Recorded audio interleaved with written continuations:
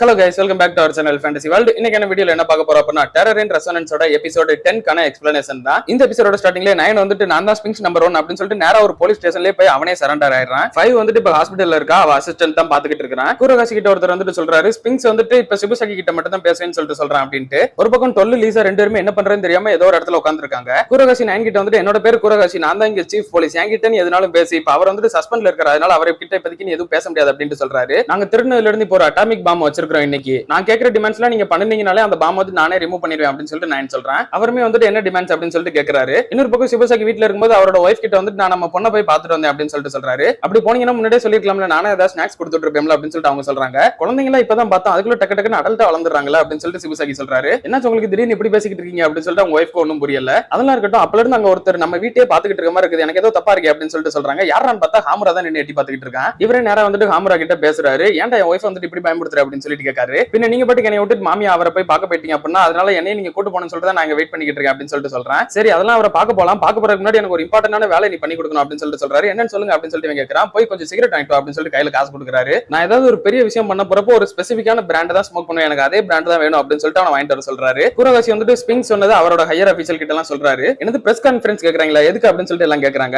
அதெல்லாம் எங்களுக்கு தெரியல, இன்னைக்கு நைட் 8 மணிக்கு பிரஸ் கான்ஃபரன்ஸ் நடக்கணும், அதுல வந்து நாங்க பேசணும் அப்படின்னு சொல்லிட்டு தான் அவங்க ரெக்வஸ்ட் வச்சிருக்காங்க. அப்படி நம்ம பண்ணல அப்படின்னா அந்த பாம்பை வெடிக்க வச்சிருவாங்க அப்படின்னு சொல்லிட்டு குரோகாசி சொல்றாரு. நம்மளால அவங்களை நம்ப முடியாது அப்படின்னு சொல்லிட்டு அந்த ஹையர் அபிஷியல் எல்லாம் சொல்றாங்க. அவங்களோட பழைய கிரைம் எல்லாத்துலயுமே அவங்க ப்ராமிஸ் பண்ண மாதிரி சொன்னதை செஞ்சிருவாங்க. பட் ஃபர்ஸ்ட் டைம் அவங்க வந்து நம்ம கிட்ட ஒரு டிமாண்ட் கேட்டிருக்காங்க அப்படின்னு சொல்லிட்டு குரோகாசி சொல்றாரு. அப்படி ஒருவேளை ஏதாவது ஒஸ்டா நடந்தா என்ன பண்ணுவீங்க அப்படின்னு சொல்லிட்டு ஹையர் அபிஷியல் எல்லாம் கேட்காங்க. அதுக்கான முழு பொறுப்பை நானே ஏத்துக்கிறேன் அப்படின்னு சொல்லிட்டு குரோகாசி சொல்லிடுறாரு. இப்ப சிபுசாகி வந்துட்டு தனியாவே அந்த மாமி அவரோட வீட்டுக்கு போயிடுறாரு. இவர் வாசல் வச்சு நான் டைரக்டர் சிபுசாகி வந்திருக்கேன்னு சொல்லிட்டு சொல்லுங்க அப்படின்னு சொல்றாரு. ஆனா அவர் உள்ள விடல. அதுக்கப்புறமா தான் 26 குழந்தைங்க காணாம போனாங்க, அதை பத்தி நான் பேச வந்திருக்கேன் அப்படின்னு சொல்லிட்டு சொல்றாரு. அதுக்கப்புறமா உள்ள விடுறாங்க. காமராவும் போய் அந்த சிகரெட் இருக்கான்னு சொல்லிட்டு எல்லா கடையிலையும் கேட்டு பாக்குறான். பட் 8 கடை ஏறி இறங்கிட்டா அந்த சிகரெட்டே இல்ல. சிபுசாகி இப்ப அவரோட வீட்டுக்குள்ளேயே போயிடுறாரு. வீட்டுக்குள்ள வந்துட்டு ஒரு வயசானவர் தான் உட்கார்ந்திருக்காரு. அவர் தான் வந்துட்டு மாமியா, நீ இதை சால்வ் பண்ணி ஆகணும்னு சொல்லிட்டு தைரியமா தான் இங்க வந்திருக்கிறியா அப்படின்னு சொல்லிட்டு அவர் கேட்கிறாரு. ஆமா, ஃபைனலி 15 வருஷத்துக்கு அப்புறமா நான் உன்னை பார்த்துட்டேன், உனக்கு வந்துட்டு என்ன ஞாபகம் இருக்குமான்னு சொல்லிட்டு தெரியல, ஆனா எனக்கு வந்துட்டு உன் மேல ஒரு தனிப்பட்ட வெறுப்பே இருக்குது அப்படின்னு சொல்லிட்டு சொல்றாரு சிபுசாகி. இப்ப ஹாஸ்பிட்டல்ல 5 கண்ண முழிச்சிரா. அங்க அவரோட அசிஸ்டன்ட் வந்துட்டு சொல்றான், இப்ப வந்து ஸ்பிங்ஸ் அவனாவே ஆட்டோமேட்டிக்கா போலீஸ் போய் சரண்டர் ஆயிட்டான் அப்படின்ட்டு. 9 வந்துட்டு ஒரு கட்டுப்போட எந்திக்கிறா. பட் அவளால எந்திக்க முடியல, அப்படியே கீழே விழுந்துறா. இல்ல நீ வந்து நல்லா ரெஸ்ட் எடுக்கணும் அப்படின்னு சொல்லிட்டு அவ அசிஸ்டன்ட் சொல்றான். அப்ப அவனையுமே அவ ஒரு கடுப்புல தள்ளி விட்டுட்டு இங்க பாரு, என்னைய தவிர வேற யாருமே 9 பிடிக்க கூடாது அப்படின்னு சொல்லிட்டு சொல்றா. இப்ப மாமியா வந்துட்டு பேச ஆரம்பிக்கிறாரு சிபுசாகி கிட்ட. நீ வந்துட்டு பாக்க எங்க இருக்கிற, அதனால உனக்கு இதை பத்தி அவ்வளவா தெரிஞ்சிருக்காது. ஒரு காலத்துல டோக்கியோ தான் வந்துட்டு கொழுந்து விட்டு எரிஞ்சுக்கிட்டு இருந்த ஒரு பேட்டில் ஃபீல்டா இருந்தது.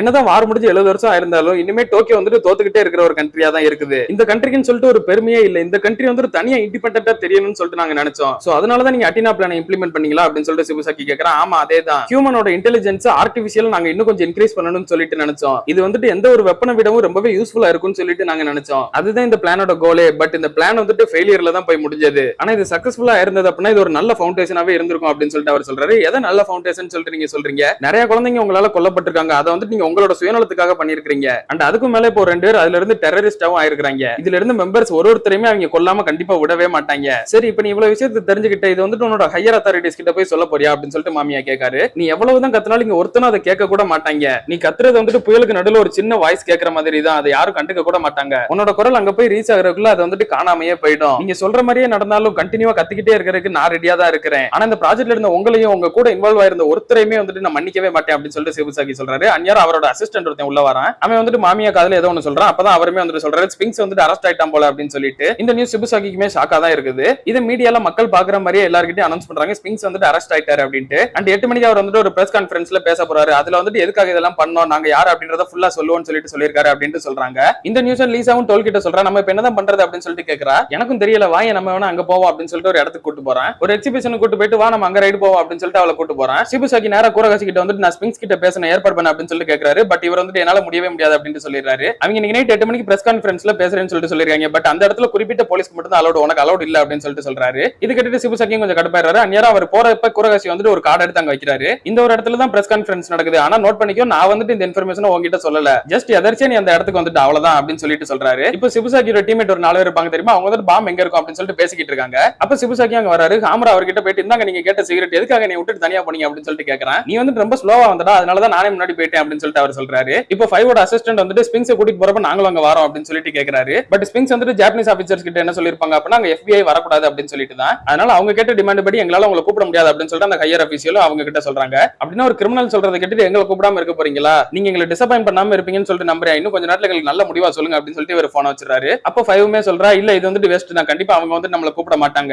அவங்க கூப்பிடல அப்படின்னா நம்மளே போய் புடிங்கணும் அப்படின்னு சொல்லிட்டு சொல்றா. ஆல்ரெடி நீ அங்க ஏர்போர்ட்ல பண்ண சம்பவத்துக்கு ஜாப்பனீஸ் கவர்மெண்ட் நம்ம மேல கொஞ்சம் கடுப்புல தான் இருக்காங்க, நம்ம ஏதாவது பண்ணா தானே பிரச்சனை, ஒரு டெரரிஸ்ட் குரூப் வந்து நைனை பிடிச்சிட்டு போயிட்டாங்க அப்படின்னு சொல்லிட்டு சொல்லுவோம் அப்படின்னு சொல்லிட்டு 5 சொல்றா. இப்போ 12 லீசா ரெண்டு பேருமே எக்ஸிபிஷன்ல ஒரு இடத்துல உட்காந்துட்டு இருக்காங்க. அப்போ லீசாவும் சொல்றா 9 வந்துட்டு 8 மணிக்கு பிரஸ் கான்ஃபரன்ஸ் வச்சிருக்கான், அங்க என்ன நடக்கும், நம்ம இதுக்கப்புறம் திரும்பவும் அவனை பார்க்க முடியுமா அப்படின்னு சொல்லிட்டு கேக்குறா. அதுக்கு என்னால எதுவுமே இப்ப பண்ண முடியாது, ஏன்னா நான் வந்துட்டு ஏற்கனவே அவனுக்கு துரோகம் பண்ணிட்டேன், அவனை ஃபேஸ் பண்றதுக்குலாம் எனக்கு எந்த தைரியமும் கிடையாது அப்படின்னு சொல்லிட்டு 12 சொல்றா. அப்ப லீசா வந்துட்டு கத்திடுறா, இங்க பாரு நீ வந்துட்டு என்னை காப்பாத்த வந்தப்ப அது எனக்கு ரொம்ப ரிலீஃபா இருந்து எனக்கு ரொம்பவே ஹாப்பியா இருந்தது, அதே மாதிரி தான் இப்ப நயனும் ஃபீல் பண்ணுவான்னு சொல்லிட்டு நினைக்கிறேன், நயனும் உனக்காக தான் காத்துக்கிட்டு இருப்பான்னு சொல்லிட்டு எனக்கு தோணுது அப்படின்னு சொல்லிட்டு சொல்றா. இப்போ பிரஸ் கான்ஃபரன்ஸ் நடக்கிற இடத்துக்கு சிபுசாக்கி வந்துறாரு. ஒன்லி போலீஸ் மட்டும் தான் சார் அலோவ் பண்ணுவோம் அப்படின்னு சொல்லிட்டு வெளியே இருந்து ஒருத்தர் சொல்றாரு. நானும் போலீஸ் தான் அப்படின்னு சொல்லிட்டு பேட்ச காட்டுறாரு. அட என்னோட பேட்ச எப்ப எடுத்தீங்க அப்படின்னு சொல்லிட்டு காமரா சாக்காயிரா. சரி அப்படின்னு சொல்லிட்டு இவர உள்ள விட்டுறாரு. ரெண்டு பேரும் உள்ள வந்துறாங்க. தோல் வந்துட்டு போகலாமா வேணாமா அப்படின்னு சொல்லிட்டு வண்டி சாவியை தூக்கி போட்டுட்டு யோசிச்சுட்டே இருக்கிறான். இப்போ போலீஸ் வந்துட்டு ஸ்பிங்ஸ் நம்பர் 1 அதாவது 9 வந்துட்டு கூட்டிட்டு வந்துகிட்டு இருக்காங்க வண்டியில. 5மே அவளோட டீம் வச்சுட்டு ஒரு கேமரால பாத்துக்கிட்டு இருக்கா. இப்போ போலீஸ் ஸ்டேஷன் விட்டு லெஃப்டான புது வெஹிக்கிள் எல்லாத்தையுமே செக் பண்ணுங்க அப்படின்ட்டு அப்படி போய்கிட்டு இருக்கிற ஒரு இடத்துல ஃபர்ஸ்ட் ஒரு அட்டாக் பண்றாங்க.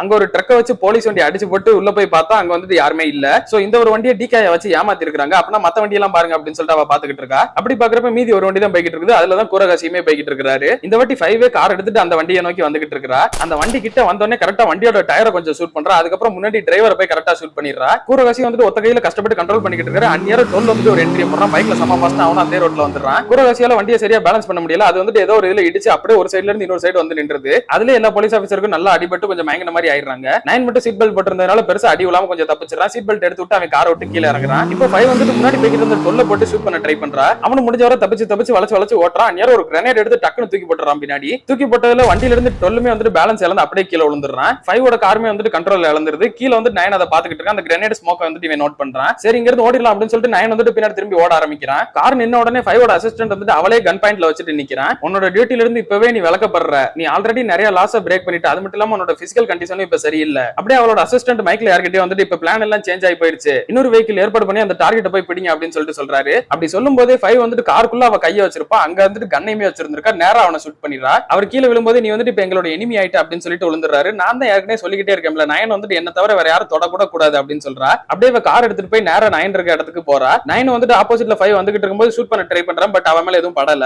9 பக்கத்துல கார் வந்து ஏத்துற மாதிரி வந்திருக்கும். அதனால அவன் தள்ளி போய் விழுகிறப்ப கொஞ்சம் அடிபட்டுறது அவனுக்கு. இப்போ 5 அப்படியே காரை விட்டு இறங்கி வரா. 9 இதுவரை நான் உன்னை பீட் பண்ணதே கிடையாது, நான் உன்னை எப்பவுமே பீட் பண்ணணும்னு சொல்லிட்டு தான் நினைச்சிருக்கேன், எனக்கு இப்ப அதிகமான டைம் இல்ல, நான் இவ்வளவு தூரம் சர்வே பண்ணி உயிரோட இருக்கிறேன் அப்படின்னா அதுக்கு காரணமே நீதான் நான் வந்துட்டு வாழ்றதுக்கான ரீசனையே கொடுத்த. சோ இந்த வாட்டி நீ வாழ்றதுக்கு நான் வந்துட்டு உனக்கு ஹெல்ப் பண்றேன் அப்படின்னு சொல்றா. அப்படியே அவன் 9 கிஸ் பண்ணிட்டு அப்படியே எந்திரிச்சு நின்னுட்டு நான் வந்துட்டு இப்ப போயிட்டு வரேன் 9, நீ நினைச்ச காரியத்தை சக்சஸ்ஃபுல்லா பண்ணி முடியும் அப்படின்னு சொல்லிட்டு அவ வந்துட்டு கீழ அங்க கொஞ்சம் ஆயிலா இருந்திருக்கும். அதுல வந்துட்டு ஷூட் பண்ணி அவளை எரிச்சுக்கிறா. அப்போ 9 வந்துட்டு செட் பண்ணி வச்ச ஒரு பாம் ஒன்னு இருக்கும். அதுல வந்துட்டு ஆட்டோமேட்டிக்கா போன் ஒன்னு ரிங் ஆகி ஆட்டோமேட்டிக்கா ஒரு பலூன் வந்துட்டு ஏர்ல பறக்க ஆரம்பிக்குது. அப்பதான் ஸ்பிங்ஸ் வந்துட்டு ஒரு வீடியோ அப்லோட் பண்றான். நான் தான் ஸ்பிங்ஸ் நம்பர் 1. இந்த வீடியோ இப்ப நீங்க பாத்துக்கிட்டு இருக்கீங்க அப்படின்னா பிரஸ் கான்ஃபரன்ஸ் கேன்சல் ஆயிடுச்சுன்னு சொல்லிட்டு அர்த்தம். நான் வந்துட்டு இந்த பிரஸ் கான்ஃபரன்ஸ் கேன்சல் ஆச்சுனா மட்டும் தான் இந்த வீடியோ அப்லோட் பண்ற மாதிரி செட் பண்ணியிருந்தேன். சோ இந்த பிரஸ் கான்ஃபரன்ஸ் நடக்கல அப்படின்னா பாம் வந்துட்டு ஆட்டோமேட்டிக்கா வெடிச்சிரும்னு சொல்லிட்டு நான் சொல்லியிருந்தேன். எங்களோட கடைசி பாம் வந்துட்டு ஒரு அட்டாமிக் பாம், இது வந்துட்டு 10 மணிக்கு வெடிக்க போகுது. ஆனா இப்போதைக்கு அதை யாராலுமே தடுக்க முடியாது. அதனால ஜப்பான் பீப்பிள்ஸ் எல்லாருக்குமே குட் பை அப்படின்னு சொல்லிட்டு அவன் வந்துட்டு அவனோட மாஸ்கை ரிமூவ் பண்ணி அவன் ஃபேஸே ரிவீல் பண்ணிடுறான். சோ அப்படியே கட் பண்ணி இதோட இந்த ஒரு எபிசோட முடிக்கிறாங்க.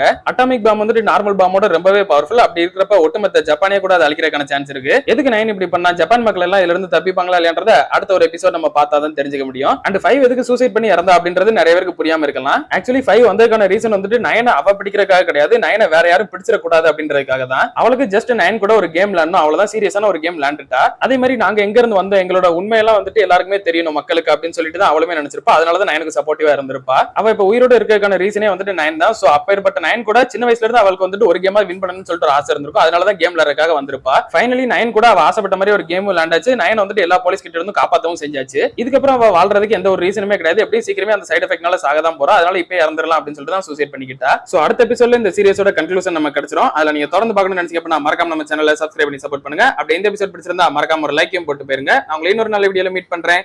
Bye guys.